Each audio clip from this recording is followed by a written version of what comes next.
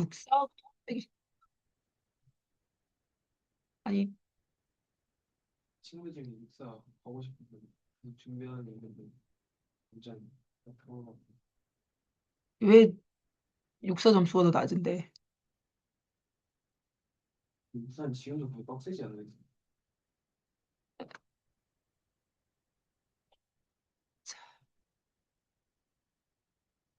공사가 제일 높고 그다음 육사고 그다음 회사야. 그래서 어쨌든 공부 싶은데 음. 서울에 있는 학교도 포기하고 근데 생각보다 안 높아. 생각보다. 그러니까 약간 그러니까 한 성대 정도야. 많이 생각이 너무 좀 성대가 있지 않아요? 그러니까 나도 나 같아도 성대 갈 거. 응, 군대 갈래 성대 갈래 응. 그러니까 약간 근데 느낌에는 막 이렇게 막 육군사관학교 장교가 되고 뭐 나라의 기둥이 되고 막 이런 느낌이니까 옛날엔 더 높, 뭐 이렇게 약간 뭐 이런 느낌이 있었잖아. 근데 요즘 보니까 그리고 막 파일럿 막 이러니까 되게 멋있어 보이잖아. 근데 생각보다 안 높아. 난 내 느낌에 옛날에 생각할 때는 막 서울대급이라고 생각했거든. 육사는 서울대 갈 근데 아니야. 그리고 육사는 우리나라에서 제일 많이 수도를 공격한. 어, 어, 어, 어, 여기 거기 설명해 주시려고 응, 형이 응. 누가 이제 걘 공사. 점수 더 높음. 진짜 응. 그냥 연대 보대 포기하고 이런 뭐 이런 거 뭐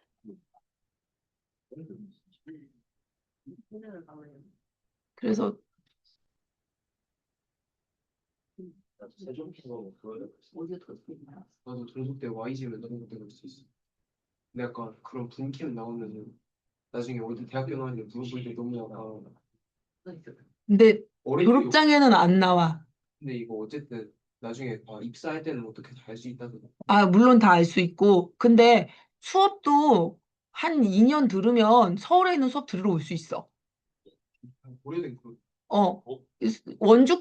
연대 원주캠도 서울로 수업 들으러 올 수 있고, 홍대도 서울로 수업 들으러 올 수 있고, 그래서 이제 서울에 있는 애들이, 아씨, 쟤네들 왜 여기로 들으러 와? 막 이런 거 좀 있고 그러거든? 안 있고 하고, 점수 차이가 얼마나 나는데, 입결 차이가 있는데, 아씨, 뭐 이런 거 하긴 하는데, 할 수 있어. 그래서 이제 내가 옛날에 한참 보던 게임 유튜버 중에 음, 걔가 이제 연대 원주캠이었는데 걔는 그냥 자기가 이제 원주캠이라는 걸 그냥 말하는 애였거든. 어. 아니 누군지 알아 대충 들었던 것 같아 옛날에 근데 이제 걔가 되게 무식한 소리를 한 거야. 애들이 다 원주캠, 원주캠, 원주캠, 원주캠이라고 원주캠이어서 무식한 소리 한다고 막 이렇게 놀리고 그랬더니 걔가 나 이거 원주캠이라고 숨긴 적도 없는데 나한테 왜 난 원주라고 얘기했는데 약간 유명한 응, 뭐 유명한 그랬던. 너도 갈 수 있지 너도 어떻게 지금 빠직했다, 빠직했다. 나도 갈 수 있어 우리 그냥 공부 안 해도 에리카 지금 손잡고 다 갈 수 있어, 지금. 에리카는 좀 빡센 건데 그냥 내 에리카는 근데 막 분캠 치고는 되게 괜찮아 어, 그랬나? 에리카는 이대가 있는 거죠 그러니까 최대도 빡센. 빡세다고 생각해 본 적 없어. 얘는 수준이랑 저기 수준이 나가지 그래서 서울 좀 여기서 공부 안 하면 저희는 지방 사립대 가야 돼 있어 내가 여러 번 얘기했지만 난 너희 그런 데 보내려고 공부시킨 적 없다. 어, 네, 열심히 하자, 우리.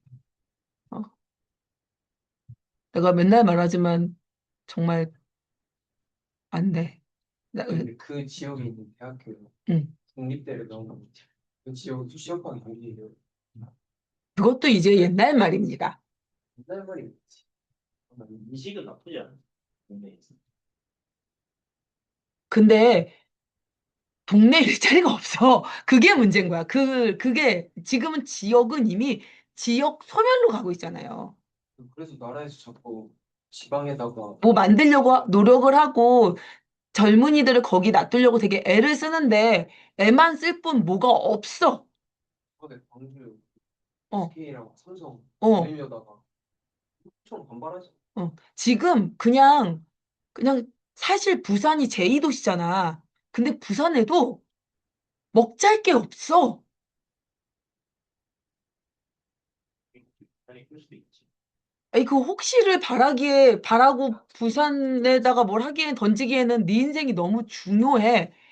부산도 그렇고, 대구도 그렇고, 근데 지역이라 그런데 문제는 부산대에 다니고 있는 애들이 부산대를 버리고 다 재수를 하거나 아니면 다 편입을 준비하거나 부산대 4년 장학금 받고 내려간 애가 버리고 던지고 그냥 올라오고 막 그런 거를 해. 왜냐하면 가서 보면 벌레 잡는 저도. 그래서 그렇게 가보면 알아. 그냥 아니야. 막 갈수록 사람 없어진다고 대학 가기 싫어진다는 게 체감이 안 되지. 아니야. 얘들아, 사람이 없어지고 있기 때문에 더더욱 더 서울로 몰린다고. 학교 쌤들 혹시 대학 가기 싫어졌다고는 하거든요. 아직도 상위권 좀 굳건한 안 그래. 자, 자, 법조문. 법조문은 법률에서 조목조목 나누어 놓은 게 법조문입니다. 사람을 죽인 자 사형에 처한다. 라고 써져 있지만 그 밑에 그래서 어떤 경우에는 3년이고 어떤 경우에는 20년이고 어떤 경우에는 12년이거든. 그걸 차근차근 나누어 놨단 말이야. 응. 그래서 법률에서 조목조목 나누어 놓은 그 법을 구성하는 하나하나의 규범을 그것의 그 성문법, 글로 만들어 놓은 게 성문법이야. 문이잖아, 문. 그럴 문이잖아. 성문법의 의미를 파악하는 것을 법 해석이라고 해요.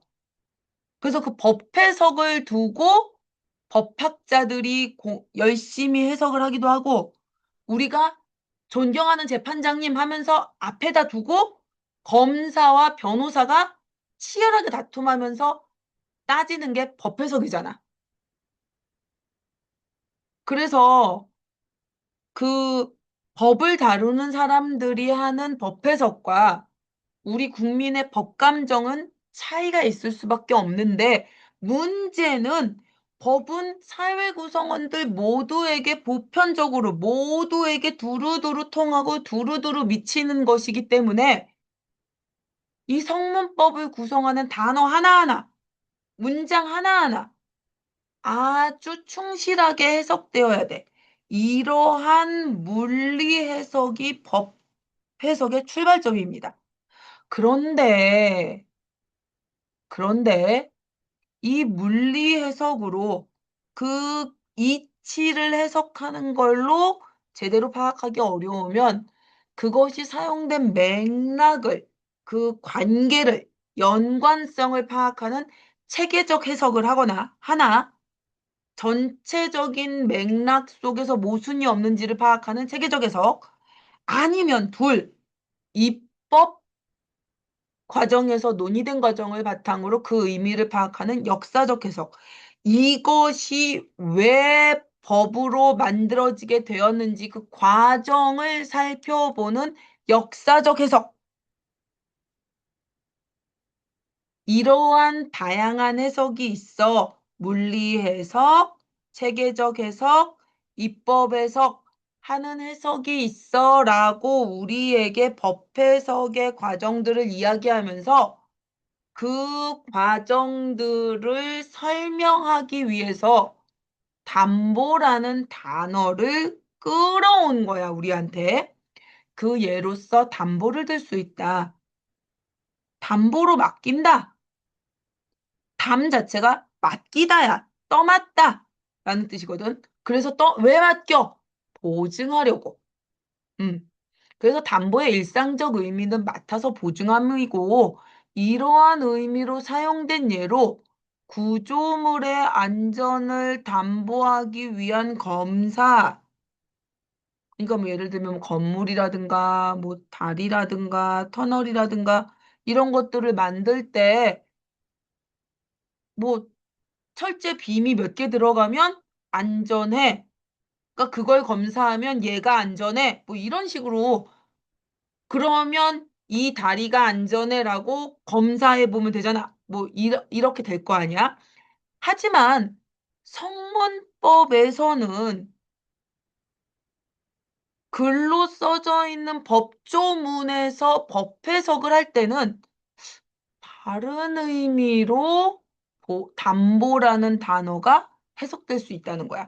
즉, 우리가 법지문을 그리고 우리가 실제 법을 어려워하게 되는 이유는 법조문에서의 단어들이 우리가 일상적으로 쓰는 단어의 의미와 다른 의미로 해석되기 때문이죠. 그래서 이제 우리가 법에서 쓰이는 담보라는 단어의 의미가 어떻게 쓰이는지를 보자. 담보는 유상계약의 맥락에서 유상이잖아. 대가가 있는 계약의 맥락에서 거래 대상의 값어치를 거래라는 건 주고받는 것, 사고 파는 것의 값어치를 보장한다는 의미로 해석된다. 유상계약이란 그 당사자가 서로 대가를 주고받는 것을 약속하는 계약을 뜻한다. 유상계약의 일종인 매매계약에서 목적물이, 그러니까 이 법률행위의 목적이 되는, 목표가 되는 물건이 계약 체결 당시부터 있던 하자 때문에, 그러니까 뭔가 잘못된 부분이 있어, 부족한 부분이 있어, 하자니까, 하자 때문에 대금만큼의 그 물건값만큼의 값어치를 하지 못하는 상태였다면 매도인은 그 물건 팔아서 넘겨주는 사람은 매도인은 그 하자 발생의 원인이 무엇이든 담보 책임을 져야 한다. 그렇겠죠? 그 책임의 내용은 그럼 그 담보 책임의 내용은 손해배상의 원칙이지만 그 법률에 따라서 그 상대방에게 끼친 손해를 물어주는 것이 원칙, 기본적인 규칙이지만 만약 하자로 인해서 매수인이 물건을 사서 넘겨받는 사람이 계약의 목적은 뭐겠어? 아까 말했던 그 목적물을, 그 목표가 되는 물건을 넘겨받음을 달성할 수 없으면 매수인은 이제 어떻게 하겠어? 물건 받는 사람은 나 계약 파기할래. 라고 하고 대금 환불을 청구할 수도 있다. 애초에 그것에 문제가 있으니까 계약 파기할 수 있다는 거죠. 하지만 다만 매수인이 계약 체결 당시 하자의 존재를 알았거나 알 수 있었던 경우에는 담보 책임이 인정되지 않는다. 그러니까 애초에 계약 체결 당시에 하자의 존재를 알았음에도 불구하고 계약을 진행했다는 건 하자까지도 떠안겠다는 의지가 있었다는 거잖아. 그렇기 때문에 담보 책임이 인정되지 않는 건 거야 라는 얘기인 거죠. 이해되죠? 한편 담보는 채권과 관련된 맥락에서는 채권의 실현 가능성을 보장하기 위한 조치라는 의미로 해석된다. 그럼 이제 또 다른 의미가 생겨나죠. 채권은 또 뭔데? 채권은 재산권의 하나예요. 다른 사람에게 어떤 행위를 청구할 수 있는 권리예요. 그것이 담보물권이 그 예래. 담보물권은요, 물권이라는 것이 특정한 물건을 지배해서 배타적 권리를 얻을 수 있는 권리거든요.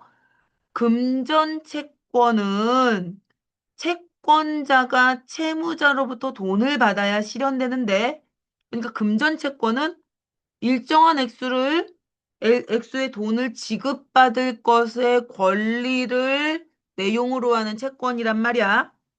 그래서 채권자가 빚을 받아낼 권리를 가진 사람이 빚을 갚아야 될 의무를 지닌 사람한테 돈을 받아내야지 실현되는 게 금전 채권인데 채무자가 돈을 지급하지 않으면 강제 집행, 국가가 강제적으로 그 의무를 집행할 수 있는 권리, 강제 집행 절차를 거쳐야 한다. 그럼 이제 강제 집행의 목적물이 부동산이면 부동산은 뭐야? 부동산은 움직일 수 없는 재산이죠. 움직일 수 없는 재산이 뭐겠어? 건물 혹은 토지 이런 것들이죠. 재밌는 건 부동산에 포함되는 게 그 부동산 안에 고정되어 있는 나무도 부동산이야. 어, 나무 뽑아갈 수 있잖아요. 라고 할 수 있는데 나무까지는 인정한대요. 그래서 그 나무를 훼손하잖아? 그러면 내 부동산을 훼손한 거야.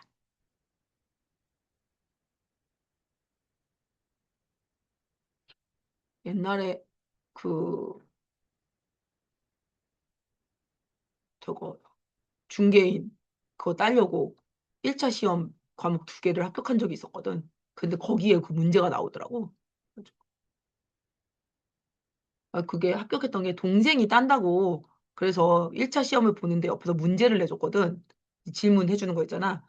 그래가지고 문제를 내주다가 나도 볼까 싶어가지고 시험을 보러 갔지. 그리고 나만 붙고 동생은 떨어졌어. 그러니까 그 이 기출문제 같이 풀고 나만 붙고 동생은 떨어지고 그리고 1년 안에 4과목을 더 붙어야 되는데 4과목 시험을 볼 시간도 없고 나는 애초에 딸 생각도 없었기 때문에 그래서 1년이 지나버려서 다시 1차부터 다시 봐야 되는 거야. 그래가지고 물 건너갔지. 6과목을 봐야 되거든. 그래서 그때 따놓을 걸이라고 지금 되게 아쉬워하고 있어요. 그 사이에 시험이 더 어려워졌더라고. 음. 어쨌든 재밌었어요. 근데 거기도 수학이 묻어 있어가지고 그래프가 나와. 진짜. 그 나이 드신 분들이 그런 걸 되게 어려워하시더라고. 근데 이제는 그게 되게 의미가 없어졌어. 거기에 막 저기 이제 막 그 세무사분들이 시험 봐가지고 그 과목까지도 다 이제 하시고 그러더라. 음. 요즘에는 그게 되게 많이 값어치가 없어진 자격증이 되어버렸어. 네. 그래서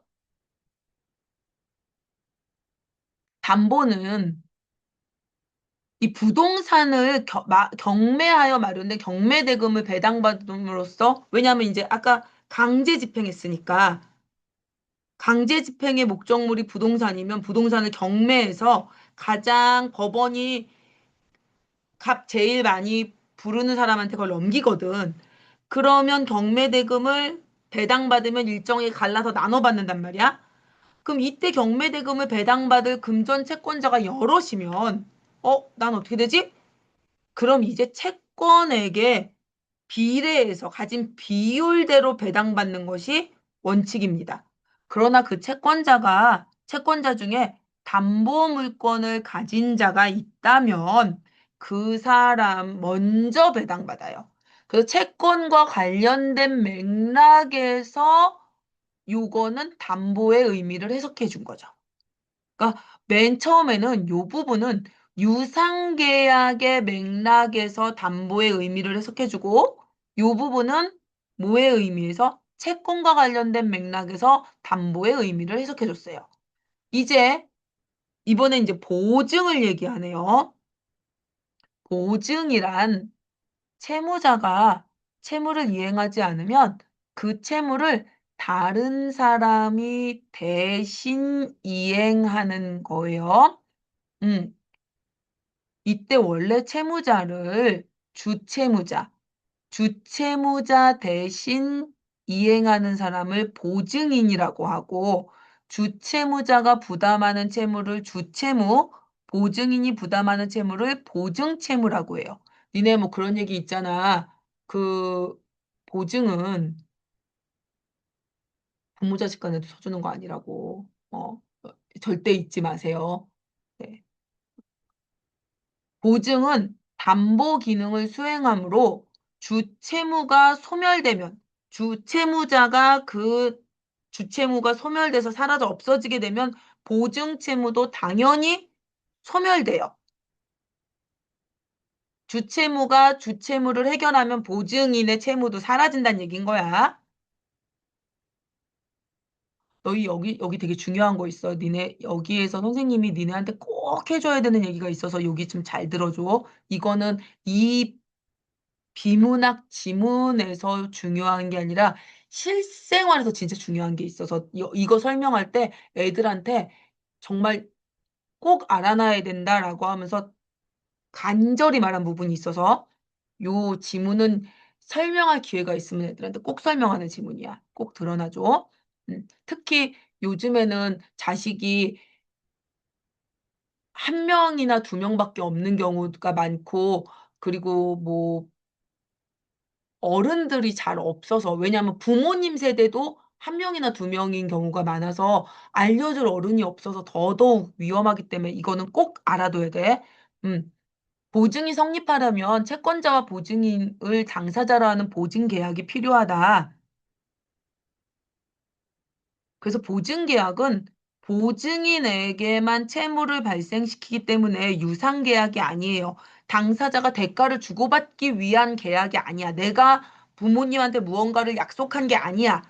만약에 그 보증 채무를 진다고 한다면, 그래서 이 보증 계약은 유상 계약이 아니기 때문에 주채무자와 보증인 간에 보증의 대가를 지급하기로 한 계약은 별도로 체결되었더라도, 즉 이게 무슨 얘기냐면 여기 이 부분 너가 보증서 주면 내가 뭐 해줄게 라는 보증이 다른 계약이 있더라도 유상 계약이 아니야.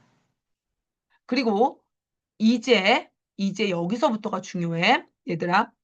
보증 계약에 대해 보증인 보호를 위해서 왜냐하면 보증 잘못 써서 보증인들이 신용이 엉망이 되는 경우가 너무 많아서 법적 규제가 새롭게 생겼어. 이들을 보호하기 위한 보증인을 보호하기 위한 보증 계약의 법적 규제가 생겨난 거야. 법은 언제나 피로 쓰여진다고 하죠. 먼저 피해가 발생하고 나서 그 이후에 보증인 보호를 위해서 보증계약이 생겨났는데 이제 볼게요. 민법에 의해 보증계약을 할 때는 일반적인 계약과는 달리 계약서가 작성되어야 돼요.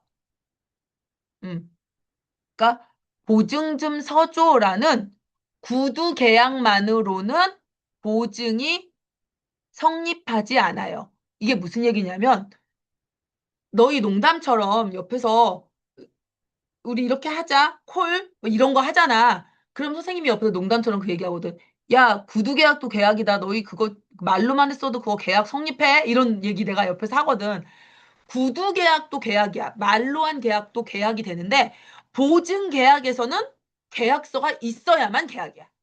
이거 왜 이 얘기가 있겠어? 보증인들을 보호하기 위해서 계약서가 있어야 되고, 그리고 이게 또 뭐냐면, 보증인이 꼭 서명해야 돼. 해주기로 했으니까 계약서를 만들어 놓고, 이거 왜 그러냐면, 자식들이 그런 경우 되게 많거든. 부모님이 맘대로 계약서를 만들어 놓고, 나 사인한 적도 없는데 계약서가 만들어져 있는 경우 있거든. 니네가 모르는 사이에 의외로 많은 서류가 만들어져 있는 경우 있거든. 나도 몰랐는데, 내 이름으로 된 보험이 몇 개씩 있었던 경우 있거든. 뭔 말인지 되지. 근데 거기에 사인이 내가 사인한 적 없는데 사인이 되어 있어. 근데 그게 법적으로 의외로 효력이 있어. 왜냐면 부모님이 사인했거든. 근데 보증계약의 경우에는 보증인의 서명이 없으면 무효야. 근데 자, 그래서 이를 위반한 보증계약은 무효이지만 자, 이제 여기가 중요해. 보증 채무가 이행되었으면 보증인은 그 무효를 주장할 수 없다. 음, 한 번이라도 내가 냈으면 무효를 주장할 수가 없어. 그래서 장례식장에서 그러니까 그 얘기. 그러니까 누가 와서 부모님이 돌아가셨는데 누가 와서 니네 엄마 아빠가 나한테 빚 졌는데 갚으라고. 네 보증인으로 되어 있다고. 근데 나 지금 엄마 아빠가 돌아가셨고 나 지금 너무 정신없고 갑자기 돌아가시는 경우 분명히 있을 수 있거든. 그런데 그래서 저 나중에 이야기하시면 안 돼요. 죄송해요. 저희가 이 장례식 치르고 말씀드릴게요. 내가 너를 어떻게 믿니? 내가 너를 어떻게 믿니? 막 이런 다음에 갑자기 막 여기서 막 시끄럽게 굴어. 그러면서 그럼 10만 원이라도 줘라. 뭔 말인지 여기 이해됐어 이제? 그러면 정신 없으니까 어떻게 할 것 같아? 너희가 일단 10만 원 드리고 보내는 거야. 자, 그럼 이제 뭐가 된 거야? 보증 채무가 이행된 거야. 그러면 나중에 와서 또 빚 조금이라도 갚았잖아. 저 그때 그냥 와서 그렇게 난리 쳐서 드린 거잖아요. 법적으로 보증 채무가 이행되었으므로 나는 사인한 적도 없지만 보증인이 되어서 이제부터 그 빚을 다 갚아야 되는 사람이 된 거야. 어.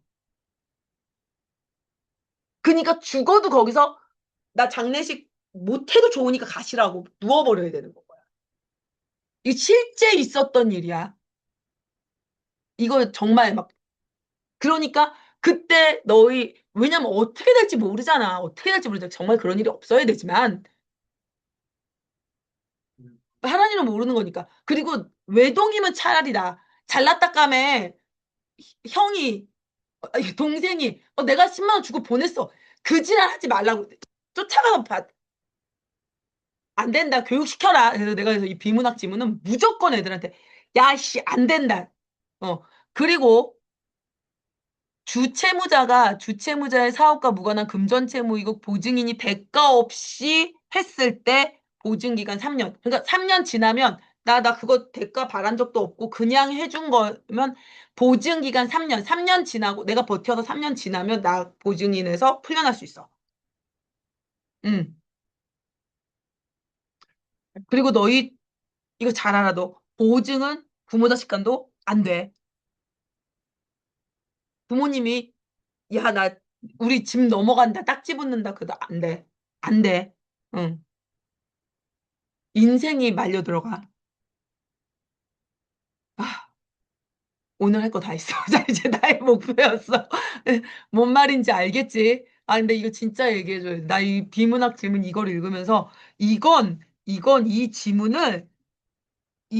2026학년도 수능 지문을 이걸 넣으신 법학과 교수님은 이걸 애들한테 일부러 알려주려고 넣은 거다. 이 이후로 이 법지문을 설명할 때마다 이걸 설명하는 선생님들이 다 부르짖을 테니까 이걸 애들한테 왜 우리 그런 거 있잖아. 이거 왜 학교에서 안 가르쳐요? 이거 가르쳐야 되는 거 아니에요? 이지랄 하는 것들 되게 많잖아. 이건 진짜 가르쳐야 되는 거거든. 뭔 말인지 되지. 알아두세요. 갑자기 누가 와서 빚 갚으라고 얘기하면 니네 부모님 거였어라고 하면서 빚 갚으라고 얘기하면 무슨 난리를 치면 일단 줘서 보내는 거 절대 하면 안 돼. 절대 하면 안 돼. 세무사하고 변호사하고 같이 찾아가서 그거 뭔지 확인하고 100원도 주면 안 돼. 100원도. 100원 줘도 안 돼. 10원짜리 한 장 주면 안 돼. 네. 채권자가 주채무자에게 주채무를 이행을 청구하지 않고 그리고 여기서 중요한 건 채권자가 바로 보증인한테 달라고 하면 그러면 보증채무 이행을 거절할 수 있는 권리가 있어요. 제 재산 보유하고 있잖아 라면서 권리를 포기할 수 있어요. 그러나 보증인이 이러한 권리를 포기하기로 하는 연대보증 특약이 보증계약에 포함돼요. 그래서 맨날 말하는 연대보증 잘못 써서 집안 망했다. 내가 연대보증은 뭐야? 연대한다. 어깨 걸고 함께 간다는 뜻이거든. 연대보증인인 경우에는 바로 전액을 요구하더라도 이행을 거절할 수가 없어요. 연대보증인이니까. 내가 함께 하겠어요. 연대하는 건 언제만 가능한 거야. 시위할 때만 함께 하는 거야. 빚 갚을 땐 함께 하는 거 아니야. 알겠지? 음. 보증인이 주채무자와 함께 채무를 이행하겠다고 약속한 게 연대보증이거든. 그러면 심지어 전액 상환하세요 해도 이행을 거절할 수 없게 돼요. 심지어 주채무자가 포르쉐 911 타고 다녀도 쟤한테 갚으라고 안 하고 나한테 와서 빚 갚으라고 해도 너 연대보증인이잖아 빚 갚아라고 해도 난 연대보증인 때문에 갚아야 되는 거야. 야, 쟤 저렇게 비싼 차 타고 다니는데 쟤한테 왜 갚으라고 안 해? 너 연대보증인이잖아. 연대보증 특약에다 사인했잖아. 인 거야. 그래서, 그래서 보증인 보호를 위한 특별법이라는 법이 있는데 그것이 연대보증인한테까지 우리 여기 앞에 이제 여기서 다시 오는 거야, 여기. 물리 해석, 체계적 해석, 역사적 해석이라고 법 해석 어떻게 할래? 하고 방법했잖아. 근데 이 해석을 보증인 보호를 위한 특별법을 어떻게 해석할래? 연대보증인까지도 이 해석을 해서 적용시킬 수 있을까? 어떤 해석 방법에 따라서 하느냐에 따라 결론이 달라질 수 있다. 근데 우리가 자, 봐. 연대보증인들이 너무 많은 피해를 당하니까 애초에 보증인 보호를 위한 특별법이라며 보증인을 보호한다며 그럼 연대보증인도 보증인이니까 저들을 보호해야 되는 거 아니야? 라고 우린 생각할 수 있는데 연대보증인은 특약이잖아. 특약, 특약. 어. 주채무자와 함께 채무를 이행하겠다는 특약에 서명한 애니까 보증인 보호를 위한 특별법에 적용시킬 수 없지 않겠어? 라고 법 해석을 하는 법학자가 있고 연대보증인이 가장 많은 피해를 입는 보증인인데 보증인 보호를 위한 특별법에 연대보증인을 빼면 보증인 보호를 위한 특별법을 만든 이유가 그 취지가 훼손되잖아. 그러니까 저들을 집어넣어야 될 거 아니야? 라고 하면서 입법 과정에서 연대 보증인 보호의 필요성을 강조하는 사람이 법학자 중에 있고, 그래서 어떻게 해석할래? 라고 이 글은 결국 무슨 얘기하는 거야? 연대보증인을 보증인 보호를 위한 특별법에 넣느냐 안 넣느냐라는 법 해석을 어떻게 할래? 라는 얘기를 하기 위해서 이 부분을 해석하려고 봤더니 어? 보증이 뭔지 모르는데요? 보증을 하려고 봤더니 보증이란 단어를 하려면 담보를 알아야 되는데요? 근데 그 보증과 담보를 다 해석하고 났더니 법 해석이란 용어를 알아야 되는데요. 라고 해서 여기서부터 해석해서 들어간 건 거죠. 이해되지? 언제나 모든 글은 정의를 내리고 그래서 이거인 건 거죠. 우리가 너무 배경이 없어서 요만큼 보증인 보호를 위한 특별법과 연대보증인을 이야기하기 위해서 이 많은 글을 읽은 거다. 그렇지만 우리한테는 여기 요 부분, 요 부분 보증채무 이행 권리에 대한 거, 보증인 보호를 위한 보증계약이 법적 규제, 기명 날인 꼭 돼야 된다라는 거, 요 부분 알아두고 강제집행 있을 수 있으니까 함부로 갚으면 안 된다는 거, 요거 꼭 알아놓자라는 어마어마한 지문이었다. 이거 위기탈출 넘버원이야.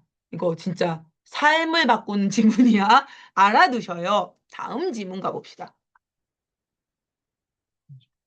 아, 네. 그러면 잠시 저기요, 살아나 보세요.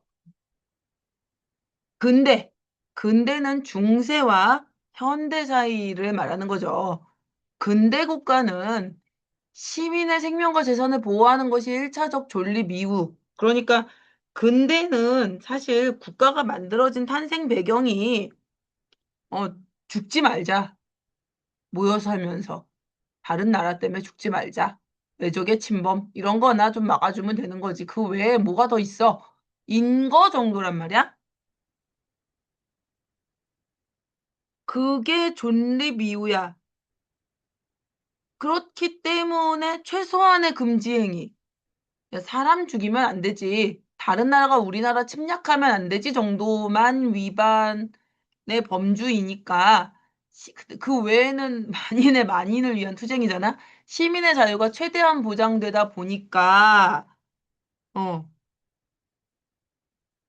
이러한 목적이 반영된 자유주의적 법 모델은 근대법의 근간이 되어요. 그러나 이러한 자유주의적 법 모델은 자유를 실질적으로 누릴 사회적, 경제적 조건이 모두에게 동등하게 주어지지 않는 상황에서는 갈등이나 분쟁을 대처하는 데 한계가 있을 수밖에 없죠. 간단한 예가 이제 선생님이 요즘에 굉장히 재밌게 읽고 있는 이 책인데, 목매달린 자들의 런던이라는 책이거든? 18세기 영국 노동계급 공통장의 죽음과 삶인데, 너희 18세기 영국 런던이 어땠는지 알잖아. 막, 아니, 알지? 이게 줄 이렇게 찍 매달아 놓고 거기에 기대서 이렇게 자고 있다가 아침에 일어나면 줄 끊어버리면 이제 바닥에 뚝 떨어져가지고 깨서 공장으로 일하러 나가는, 근데 왜 줄을 걸어놓고 거기에 기대어서 자냐면, 침대를 만들어서 여관을 만들면 오래 푹 잘 거 아니야. 안 나갈지도 모르잖아. 그러니까 줄에 걸쳐서 사람들이 자게 하는 거야. 그러면 늦지도 못하고 그래서 줄에 매달려서 이렇게 기대서 자는. 근데 왜 그렇게 해놓냐면, 그렇게 하는 이유가, 그래, 그렇게 하는 이유가 거기 여관 주인은 그렇게 해서 돈 많이 벌 수 있고, 자, 그렇게 노동자를 대해도 일할 사람 많으니까 공장에서는 근로자들, 노동자들 어떻게 대하는 거야? 막대하는 거죠. 자, 사회적, 경제적 조건이 동등하게 주어져 있지 않아. 자본가들은 마음껏 돈을 벌 수 있는 자유가 있지만 일하는 사람들은 어때? 끔찍하지. 그래서 목매달린 자들의 런던인 거야. 응. 사유재산이 마음껏 벌 수 있어. 자본주의가 마구 올라가죠. 하지만 빈민 인구는 점점 늘어나고 범죄는 마구 늘어나고 그런 시대였던 것을 보여주는 책이거든. 지금 딱 그런 책이 있었네. 나온 지 아직 한 달도 안 된 책이야. 그렇기 때문에 이를 보완한 것이 사회복지적 국가죠. 사회복지 국가적 법 모델인 거죠. 안 그랬으면 우리 지금 다 죽었을 거야. 이 모델에서는 법이 삶의 세계에 더 깊숙이 개입하죠. 개인의 권리도 보장하고 주거 환경, 노동 환경, 그리고 환경 문제. 왜냐하면 우리 방금 런던을 예로 든 이유가 뭐야? 거기 공기질 어마어마하게 안 좋아서 공기가 스모그로 덮이고 그러니까 사람들 막 죽고 그랬잖아. 물 엄청 더럽고 그랬잖아. 그렇지만 그래도 상관없는 게 도시에 사는 사람들은 그렇게 살아도 아유 부르주아들은 저 깨끗한 데 가서 큰 성에서 살면 되니까 상관없지. 음.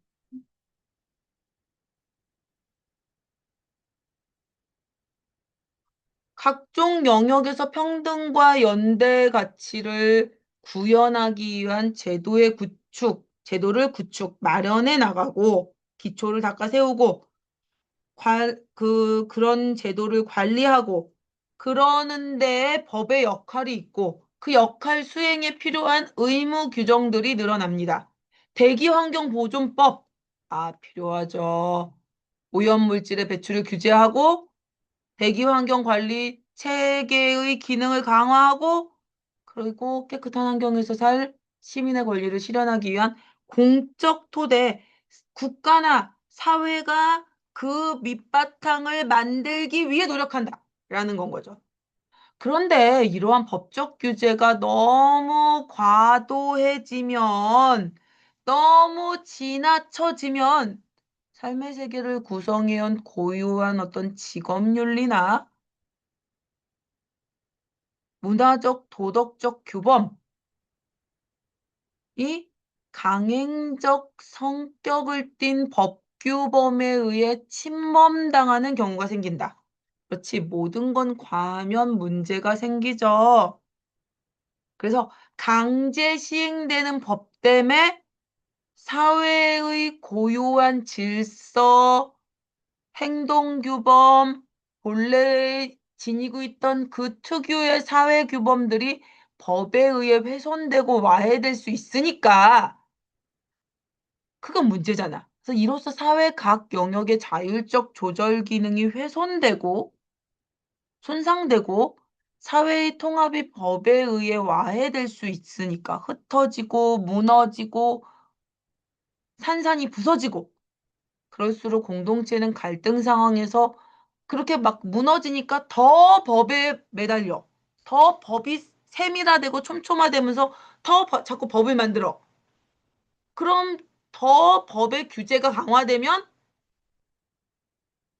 규제에 대한 요구량이 늘어나면서 법의 수행 능력은 한계에 부딪히게 되겠죠. 지금 그것에 어떤 체계를 보여주는 나라가 이렇게 말하면 좀 또 너무 한 국가에 대한 혐오처럼 보일 수 있지만 중국이죠. 중국은 과도할 정도로 법을 만들다 보니까 그 중국이라는 나라의 고유한 게 무너지고 어,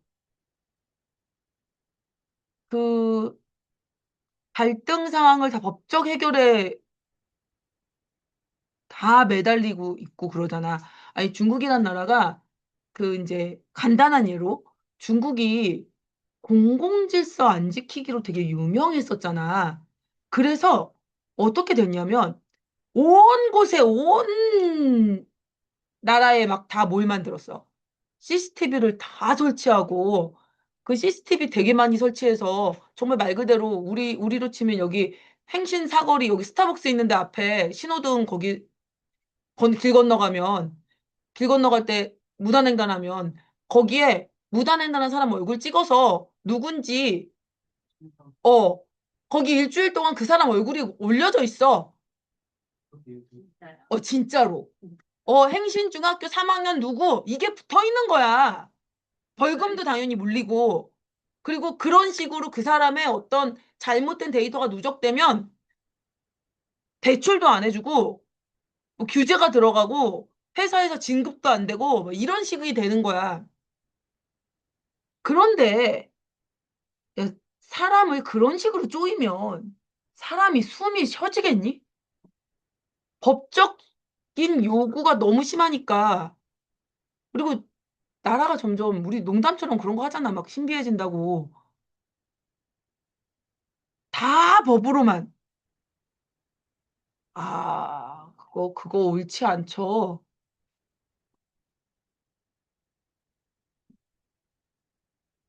여기 나오잖아. 문제가 발생할 때 법은 마지막 수단이어야 한다.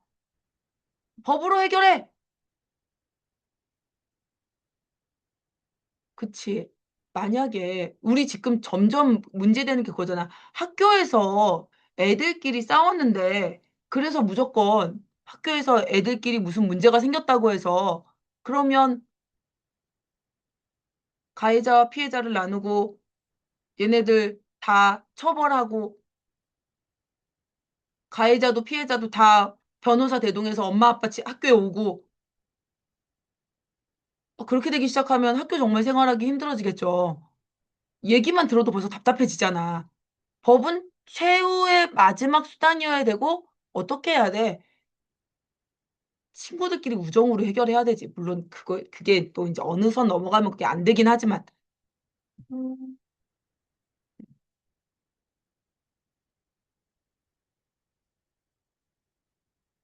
어려운 일입니다. 법이라는 거.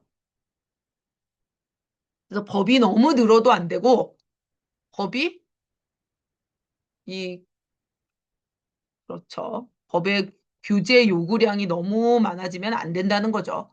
근대법의 기본 원리가 너무 많이 늘어나면 유지되기 어렵다. 법의 규범 구조가 균열된 틈이 생긴 상태에서 법으로 다시 또 그 문제를 해결한다?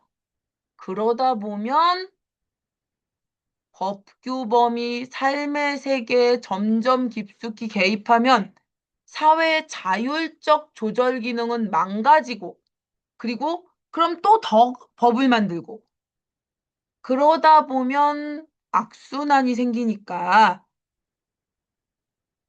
그래서 이걸 해결하기 위해서 새롭게 다시 생긴 게 뭐다? 절차주의적 법 모델. 그러니까 자유주의적 법 모델이 생기고 그것의 한계를 극복하기 위해서 사회복지국가적 법 모델이 등장했는데 그것의 한계를 다시 또 극복하기 위해서 절차주의적 법 모델이 생겨났다는 거죠. 절차주의적 법 모델에 따르면 법은 분쟁에 직접 개입해 해결책을 내놓는 대신에 분쟁 당사자들의 논의, 협상, 이것에만 관여한대요. 이로써 사회의 자율적 조절 기능을 보존하고 확대하고자 한다. 또한 권력과 자본이 논의의 장에 개입해 일부가 발언권을 독점하거나, 그러니까 힘이 많은 자, 돈이 많은 자가 이 토론의 장에 개입해서 발언권을 독점하고 부당하게 영향력을 행사하는 것을 막으려고 노력한다는 거죠. 당사자 간의 자유롭고 균등한 의견 개진 가능성, 의견을 드러내어 말할 수 있는, 개진한다라는 거 말한다는 거야. 그걸 최대한 보장하는 것이 절차주의적 법 모델의 목적이에요. 말만 들으면 제일 아름답네. 위 세 가지 법 모델은 시대의 요구에 따라 등장했으나 앞선 모델을 다음 모델이 대체하며 법 체계를 지배해온 것은 아니다. 그러니까 이것이 그 다음 것을 대체하면서 새로운 해결책으로 등장한 것은 아니다. 각각의 본 모델이 같이 공존하면서 현재 체계 안에서 얘가 얘를 보완하고 얘가 얘를 보완하면서 같이 공존하고 있다라는 거죠. 그러니까 뭐 절차주의적 법 모델과 사회복지국가적 법 모델이 지금 당장 우리나라에도 함께 공존하면서 문제 해결을 위해 노력하고 있다라는 얘기죠.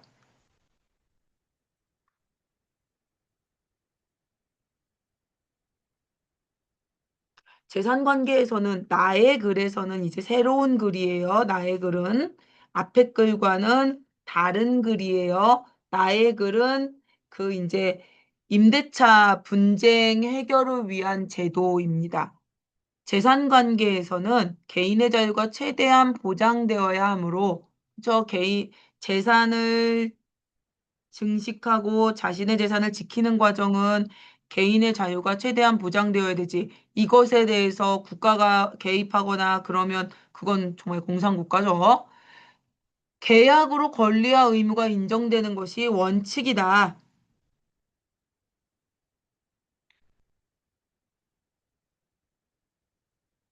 그러나 사회 경제적 조건을 달리하는 당사자들 간에는 그럴 수밖에 없죠.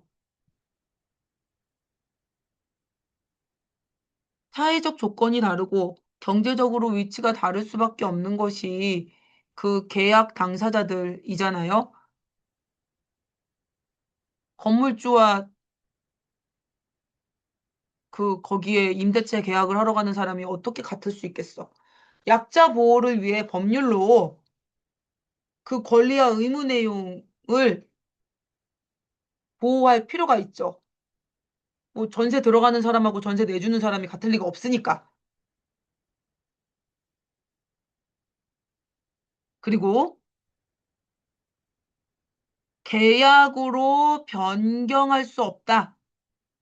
이게 무슨 얘기냐면 우리 우리 계약 안에서는 갑과 을을 이렇게 바꾸기로 해요. 이런 거 가능하지 않다.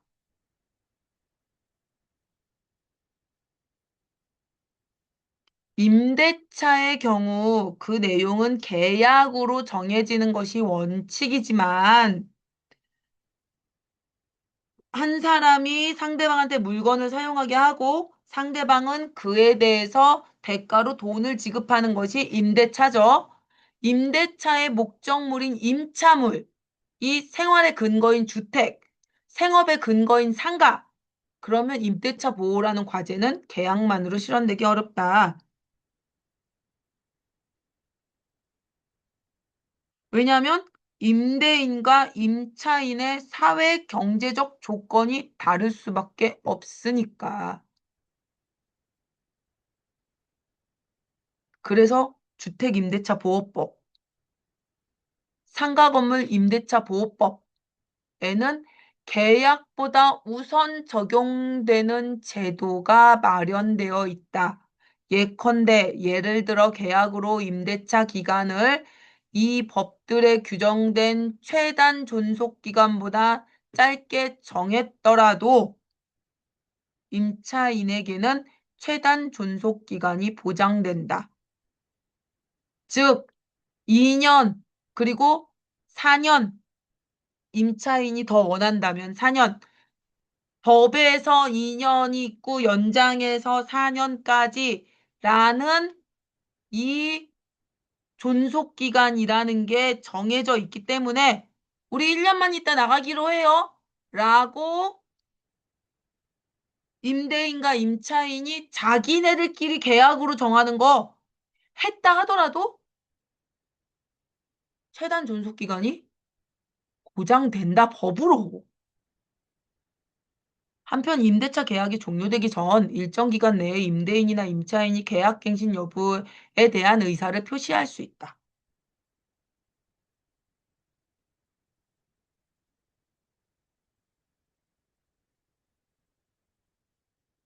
이 기간 내에 임대인이 임대차 종료를 요구한 경우 그 빌려준 사람이 이제 종료합시다. 이제 저희 세준 거 끝내고 새로운 사람 드릴 거예요. 뭐 우리 아들한테 가게 줄 거예요. 뭐 우리 딸 시집 가기 때문에 요번에 이 집 내놓아서 아니 이 집에 들어와 살게 할 거예요. 뭐 이런다고 한다면 임차인이 갱신 요구권을 행사하면 저희 2년 더 지날 건데요? 하면 임대차 종료일로부터 최단 존속 기간만큼 임대차가 연장된다. 그만큼 당연히 연장된다. 단 임대인은 이 법들에 규정된 갱신 거절 사유를 증명해 갱신을 거절함으로써 임대차를 종료시킬 수 있다. 법적으로 거절할 근거가 있어야만 한다라는 거죠. 갱신 거절 사유의 예로 그 예는 임대인이 주택에 실거주할 때, 즉 내가 이 집에 들어가 살려고 내가 집이 없어서 이 집에서 살 거야 인 경우에만 가능하지. 우리 아들 요번에 결혼해서 이 집에 들어가 살 거예요는 안 된다는 건 거야. 난 집이 있고 내 자식 주려고는 안 된다는 건 거야. 내가 집이 한 채도 없고 이 집에 들어가 살 때만 가능한 거야. 그러니까 다 팔고 이거 한 채만 남아야지만 가능한 거야. 그래서 요즘에 전세가 줄어들고 있어요.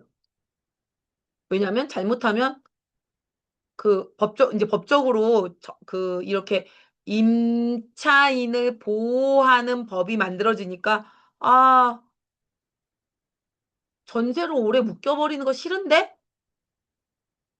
그러니까 월세만 내야지 라고 임대인들이 전세 자체를 아예 안 내. 누구든. 근데 전세라는 것 자체가 우리나라에만 있는 특별한 형태의 임대 방법이었기 때문에 뭐라고 말도 못하겠어. 그 전세는 남는 게 없는 거 아니에요? 집주인이 거의. 아, 옛날에는 굉장히 많이 나왔죠. 왜냐하면 집값이 분명히 계속 오를 거니까. 그리고 그걸로 그리고 이자가 높았으니까. 그래서 그리고 또 그 돈을 가지고 또 집을 살 수 있었으니까. 근데 요새는 그게 안 되니까. 어. 그리고 집을 여러 채 사는 것도 어려우니까.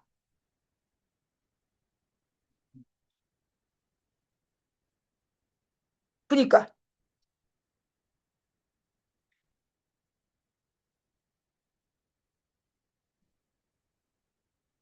근데 한 사람이 집을 여러 채 갖고 있는 거 되게 문제야. 그 선생님이 2018년인가 17년에 봤던 기사였는데, 그러니까 상위 10%가 갖고 있는 집이 전체의 50%가 넘어. 이제 왜 안 문제겠어? 능력이 있으니까. 그게 그 상위 10%들이 사는 집이 매물로 나온다고 해도 어차피 사는 거는 못살 텐데. 아니, 그 상위 10%가 집을 그렇게 많이 갖고 우리한테 전세를 주고 있는 거잖아. 걔네들이 되게 좋은 집을 갖고 있는 게 아니야. 그러니까 말 그대로 여기 옥빈마을이냐? 예를 들면 옥빈마을에 라인 10개를 갖고 있는 거야. 그러니까 그러니까 예를 들면 할머니 한 분이 집을 한 11채씩 갖고 있으면서 신혼 부부들한테 전세를 쫙 돌리고 있는 거야. 그래서 이건 내가 실제 들은 얘기인데, 전세를 놓으러 왔는데, 저 여기에 집 있는 줄 까먹고 있었어요. 야, 그럼 너가 살 수 있는 집이 없고 집값이 올라가고 있는 건데 그게 좋아? 집은 한정돼 있잖아. 근데 한 사람이 집을 여러 채 사서 집값을 올리고 있는 건데, 그게 어, 그게 문제예요. 그거 그냥 그 사람의 능력이지라고 생각하면서 내가 그 능력자가 되면 되지라고 생각하면 안 되는 거야. 왜 이렇게 다 맨날 다들 우리나라 그, 나 저번에 너가 저기 뭐였더라, 노조 얘기할 때도 깜짝 놀랐는데, 야, 우린 노조의 보탬을 받고 있는 사람들인데 왜 노조를 욕하냐? 노조 없었으면 우리는 토요일에도 일하고 있었어.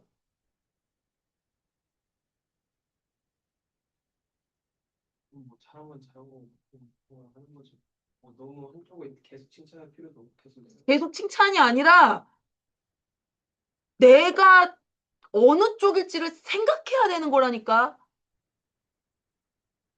듣는 게 지금 이하가 아니라 난 이건희가 될 수 없음을 알아야지.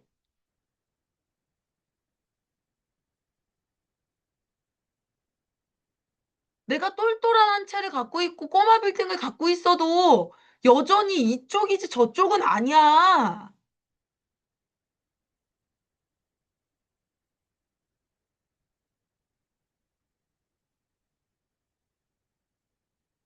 우린 일론 머스크가 될 수가 없어요. 자, 계속 어쨌든. 그래서,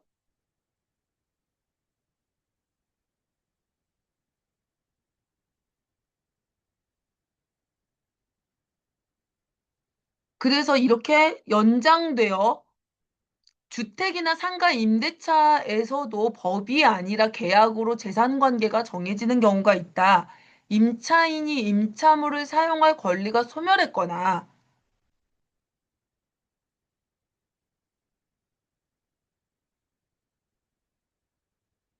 임차인의 경제력이 충분하면 임차인을 보호할 필요가 없기 때문이다. 예컨대 임대차 종료, 빌리는 기간이 끝난 후에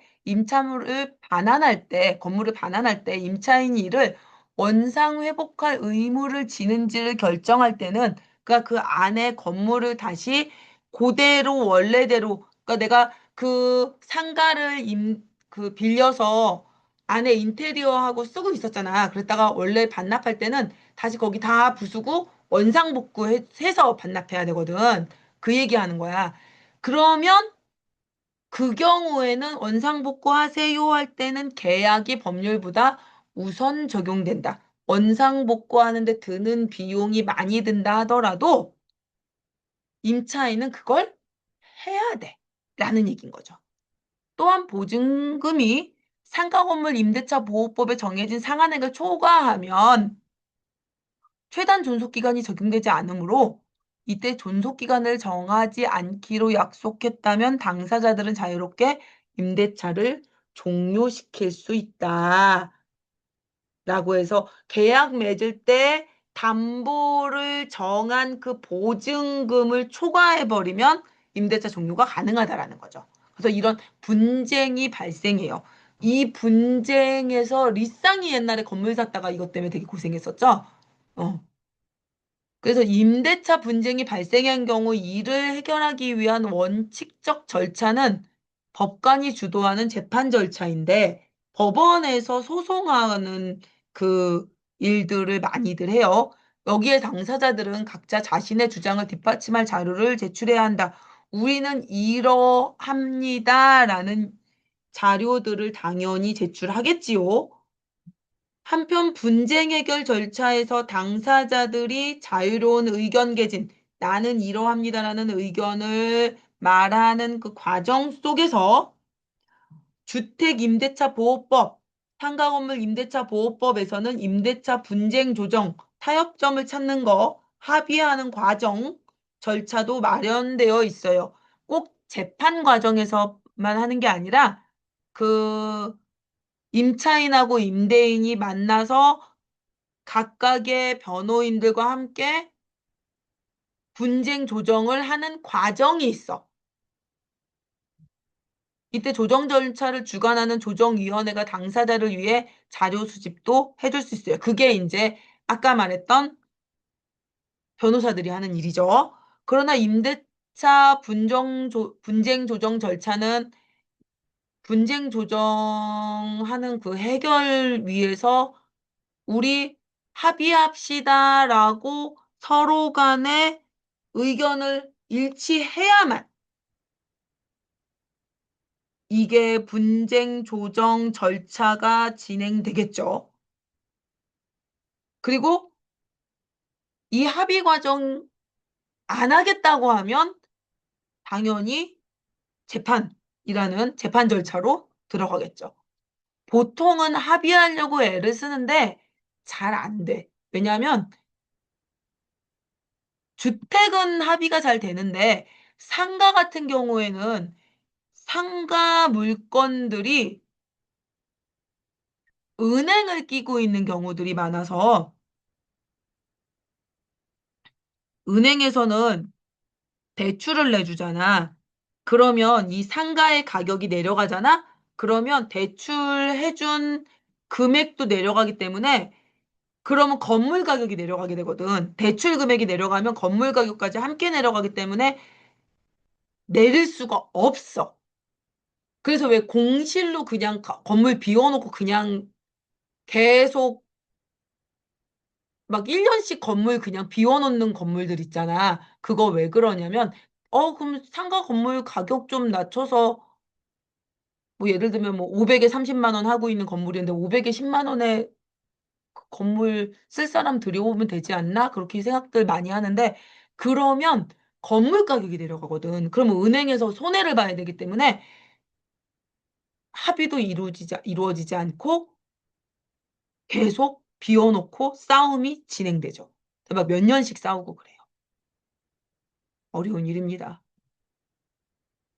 다음 질문.